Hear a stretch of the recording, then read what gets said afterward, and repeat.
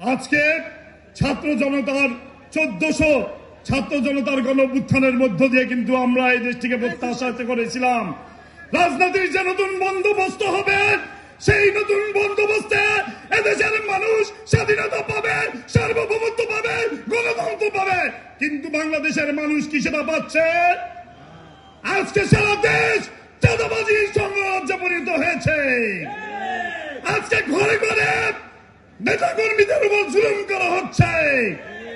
আজকে নাসিরউদ্দিন পাটোয়ারির উপর হামলা করা হচ্ছে।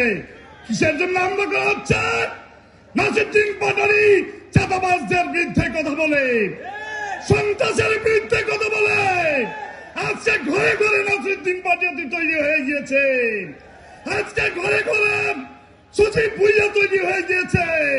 আজকে ঘরে ঘরে নাহিদ ইসলাম তৈরি হয়ে গিয়েছে। আমাদেরকে ভয় দেখিয়ে কোনো লাভ নেই।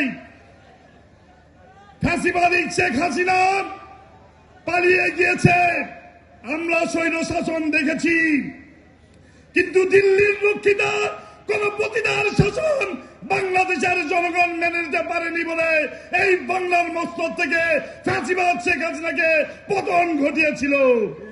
আপনারা কি চান না এই যে আমাদের মঞ্চে শহীদ পরিবার উপস্থিত আছে, সেই সমস্ত শহীদ পরিবারদের সন্তানদের বিচার এই বাংলার বাড়িতে সন্ত্রাসীদের বিচার করা হোক? আপনারা কি চান না?